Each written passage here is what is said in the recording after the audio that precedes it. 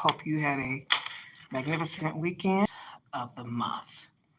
At let's see here.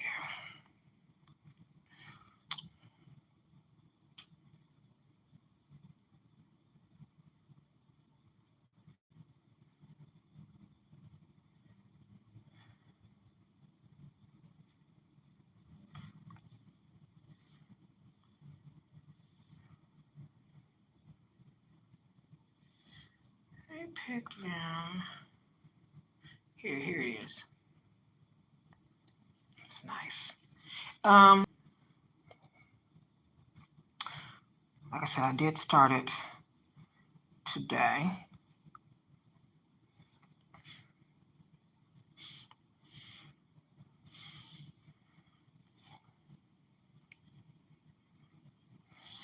Tag them in the video later.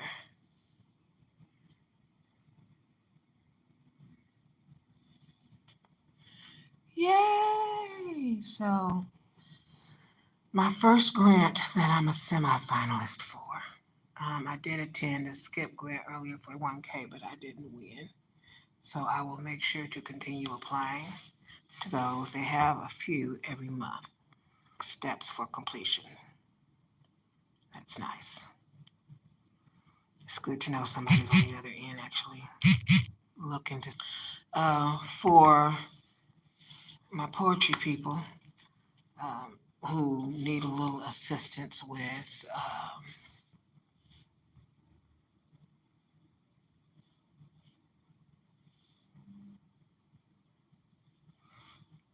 materials, we get so busy with life, especially people working. But it is an important part of writing, editing, grammar, sentence structure, punctuation. And the second one is for 200 to 400 words. I based it off of my first book interview, which was Supreme Rain Love Redefined. And so I made sure to use pictures from that because in the actual detail, I list all my details for my qualifications, which I'm actually doing my resume off of, in regards to proofing and editing. Brilliant lyric buffing, $30.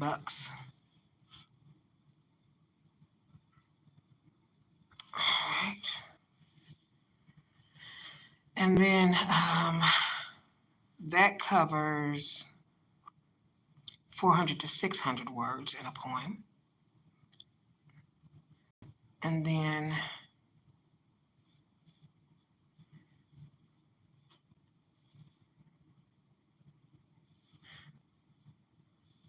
perfection polishing. That covers 600 to 800 words. That is $40.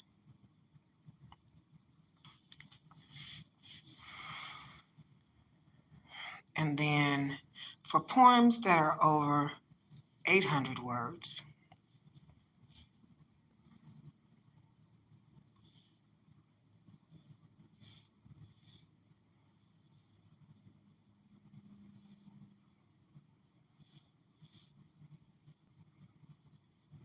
I had with J.L. King when I signed with his publishing company. So I made sure to include 10 pictures of me and then also the guest for the event that I had. I had a band. Michael Scott sang. If you've never heard Michael Scott, you are missing out on a true treasure. And then I had Just Fam do the photography. He did a phenomenal job. He does wonderful artwork. He lounge so off of Pennsylvania, but they change it out every so often, so he's not there as far as his artwork now. But he had did a piece called I Know Why the Caged Bird Sings, based off of Maya Angelou. Gorgeous. In there, I do have my writing history again, plus schooling in regards to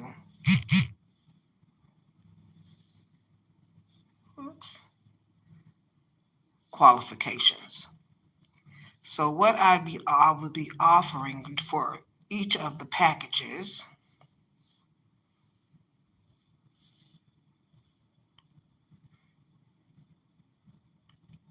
uh,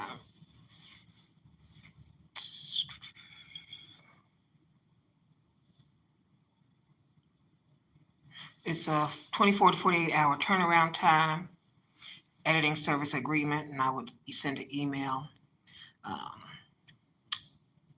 with me as the editor and then the client's information. Services, grammar and syntax, clarity and coherence, word choice and phrasing, consistency, structure and organization, poetic devices, voice and tone, proofreading, and editing, of course. And then I would give my uh, interpretation of the poem, and then anyone's poem that I proofread and edit, of course, I would share. I'm a poetry lover. I would share for my YouTube. The poem what got me here, I was reading someone's poem. They sent it to me about, it was over 800 words. I said, you want me to read through this?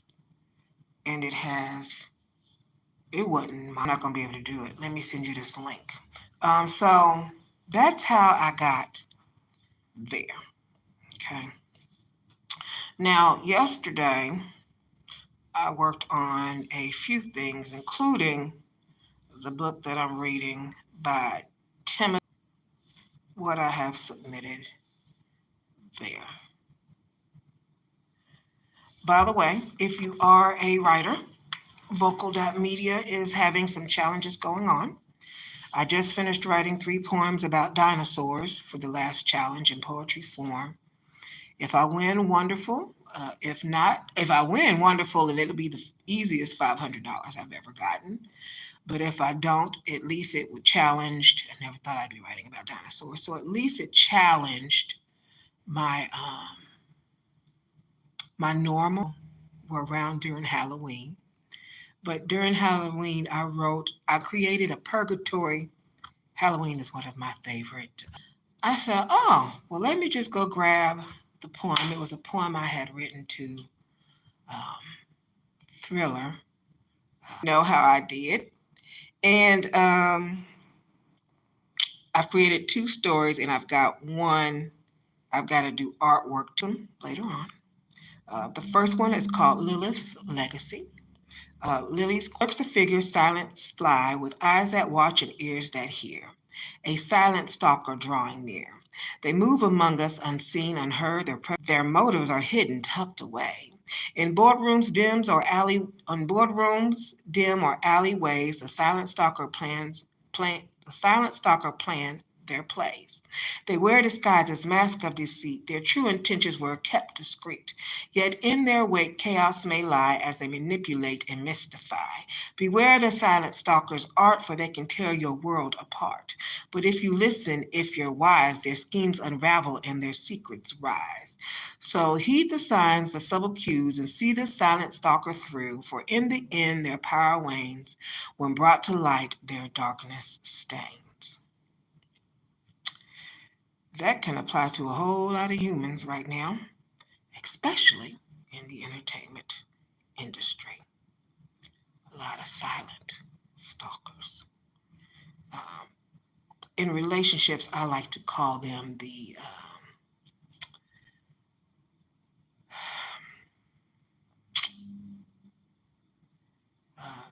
impersonator or the imposter.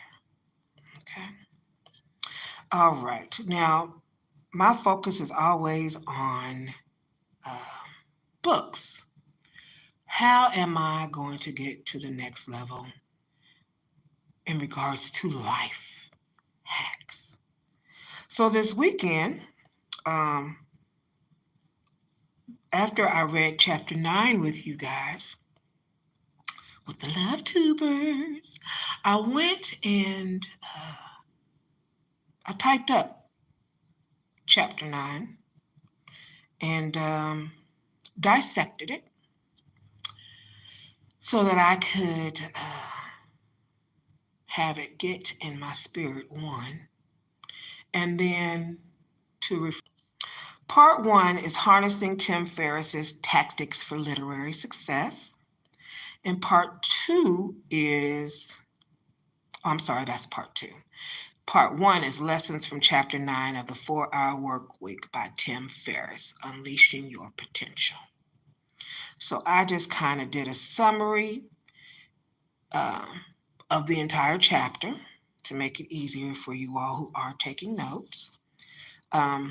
So I went ahead and I analyzed and I summarized the whole entire chapter. I've listed a brief who is Tim Ferriss for people who are new being introduced to him. I give a little summary of him. Then I divided it into sections: unveiling expertise, crafting expertise, the expert building, unveiling the links that he referred us to that he was using. So I would put his work first, and then I would give my reader interpretation, okay, to sum it up. So that's how I did it. His information first, reader interpretation, and then the links that he gave throughout the book, I just went ahead. It was very important that I paid attention to that information. So for how she did that in chapter 4, in part 1. And I said, well, how can I apply that? Because Sandy was in real estate. I'm not in real estate. Well, how can you use the information provided through Miss Sandy and apply that information in regards to books? So I will give you individuals' minds could play with it and utilize it to their best interests. Okay? Before I get started. That way anybody who opens it up has information to go off of. I talk about Sarah and how she recognized the importance of credibility indicators early in her career. Minimal customer base. She wasn't all over the place. She wasn't customer base.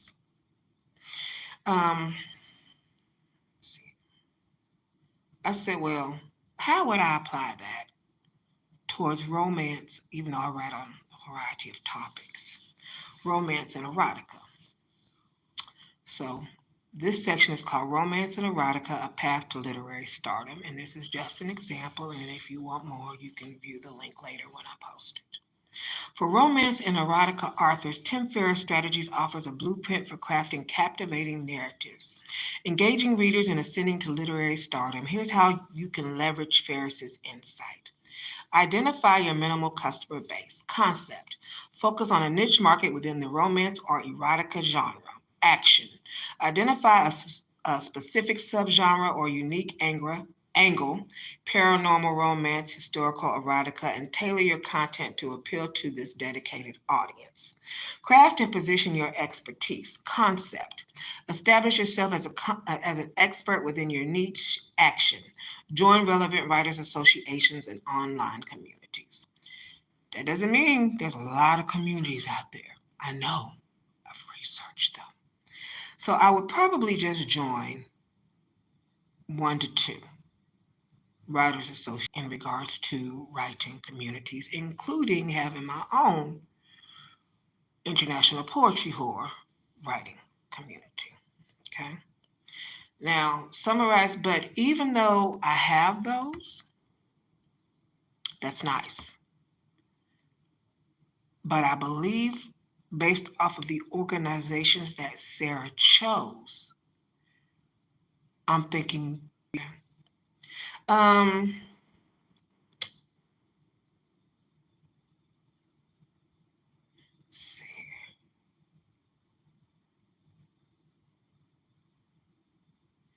summarize key themes from top-selling books in your subgenre to understand information, to get what they knew to get what they knew in their head that they had on write books.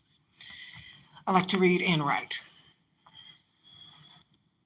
Thank you, Naya Halus. I appreciate these stuff like Patreon or WordPress, things of that nature. So what I would just evaluate what feels in regards to where you want to post your material. I like vocal.media. The community over there is nice, and then the platform is real easy to use. So use platforms like ProNet to enhance credibility through media exposure, content creation and repurposing, concept, efficiently create or repurpose content, action, self-publish short stories or novellas to build your portfolio. That's what I'm doing right now.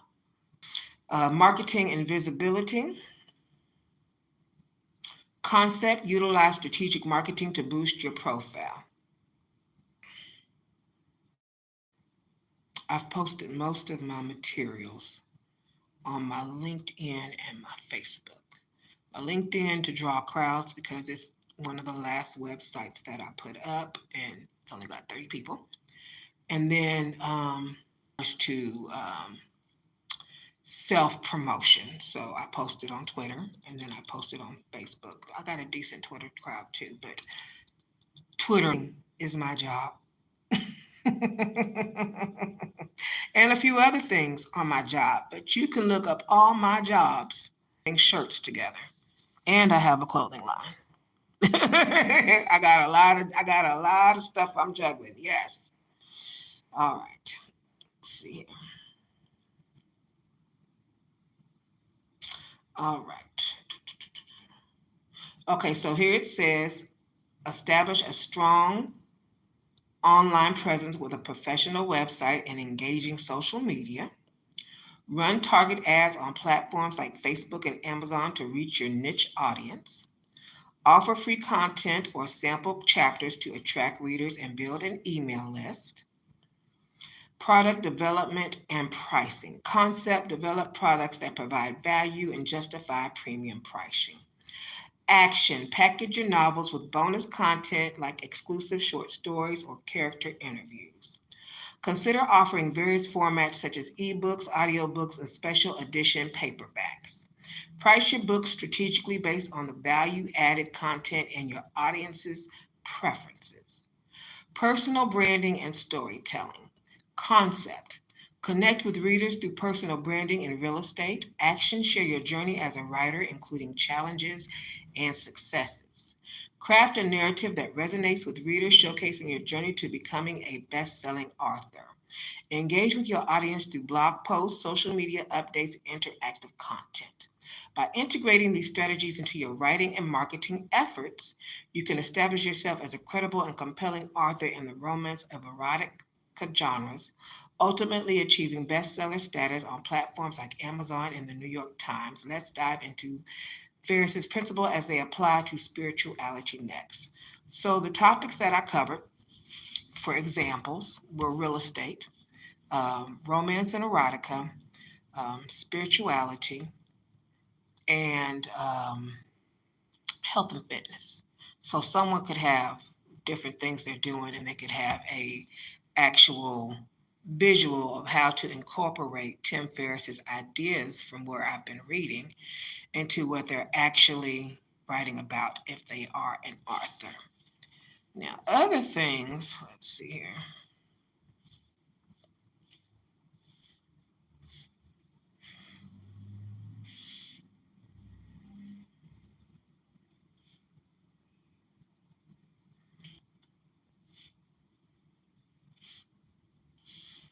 Speaking of erotica, real briefly,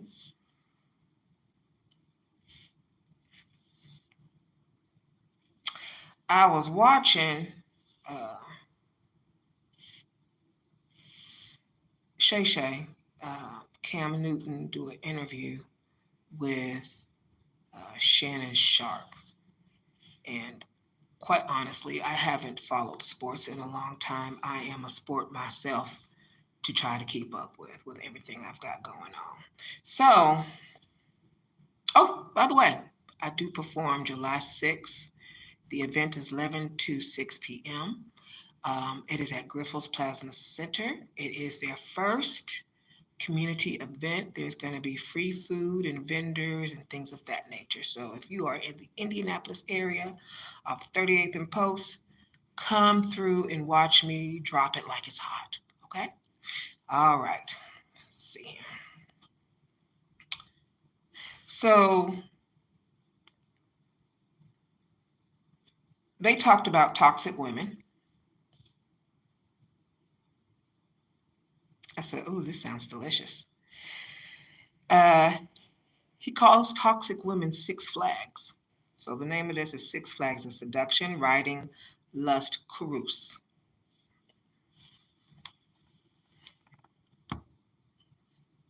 And this is going to be real brief. Uh, exploring the depths of love. So I'll give a brief introduction of where I got the concept from. And then the poem is in the sultry vortex of lust carousel. Why linger in embraces toxic and hot, when icy hearts and empty pockets begot? Within the dance of sacral chakras explore the depths of desire, the cravings that roar. Indulge in the warnings bold and enticing before the carousel spins, passions ignite, life's in ecstasy, each choice a sensation, navigate with fever and embrace the temptation. And then I list 6 seductive flags, unfurling, and the caution to have with each of those, as well as list my books for sale on the platform that my vocal.media page. Navigating book reviews using Amazon seller programs. I found out this weekend, and only the top people who uh, do reviews on Amazon, like 75 bucks, or I can have 30 reviews for like $200. Actual Amazon seller. Like I sell for Amazon under like type of programs they have, or like a seller by seller, or like a certain, you sell and then they make a certain amount of the sale and you make a certain amount of the sale. So you have 2 choices.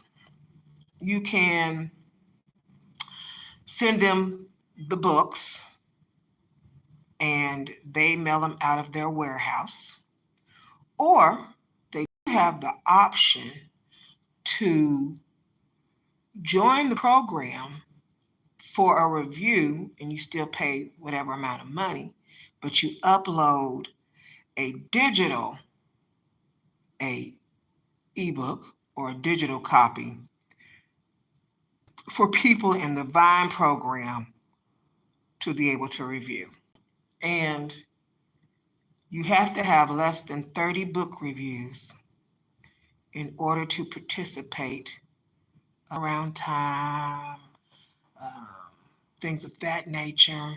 Uh, you know, if you were to participate in that, what is the guaranteed turnaround time? But it did not have one. What it did say is that in order to stay in the Vine program, because Amazon gifts them free gifts based off of their performance, which is nice to look forward to with me doing what I'm doing as an Amazon influencer.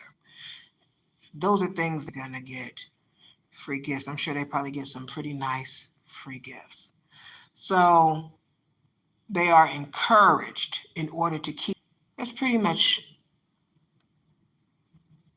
that's a better guarantee of review than going out here.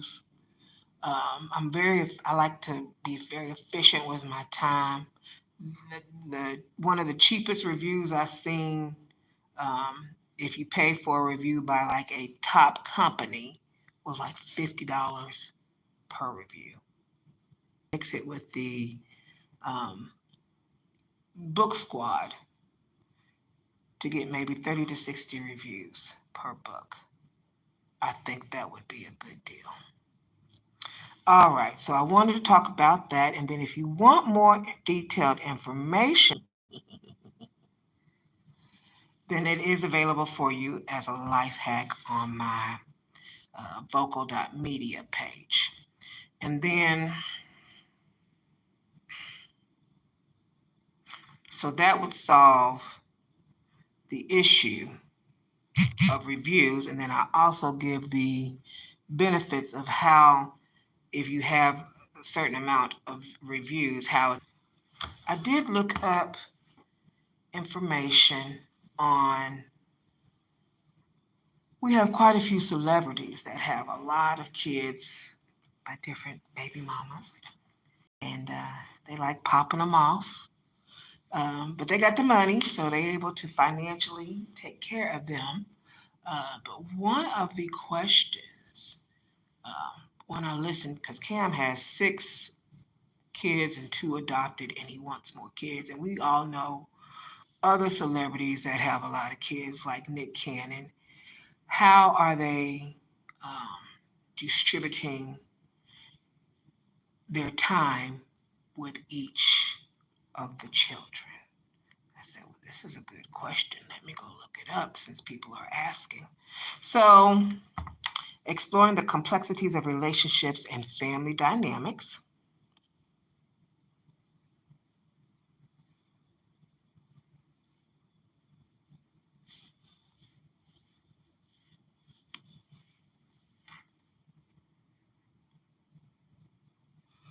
Just in case you are interested in how that works. I talk about perspectives on parenting, dating, and marriage. And I made sure to give a table of contents, introduction, and the breakdown for each section based off of a few scenarios. Okay. All right. Thank you for tuning in, Love Tubers. I'm going to go ahead and wrap this up, and then I'm going to do a separate live on the 4-hour work week, starting with chapter 10. But that information helped me. I said, if it helped me, then it's probably going to help somebody else. And so I wanted to make sure that you had it. I can't afford to be reading all of it because I have grants to complete and deadlines and stuff like that. But I did look up what I needed to get it to you and crafted up some wonderful reads for you with the information. Okay? All right. All right, Love Tubers. All right, I'm going to clock out, and then I'm going to get back on here, and then we're going to go through chapter 10 and see how much we can get accomplished today before it's time for me to leave here. All right? Mwah! Oh, thank you, darling. He said you slay all day, girl. Mwah, mwah, mwah. The confidence slay. Thank you, darling. I hope to see you on the next live for the 4-hour work week, but I do appreciate you, okay? Awesome. And that is Neahu Release.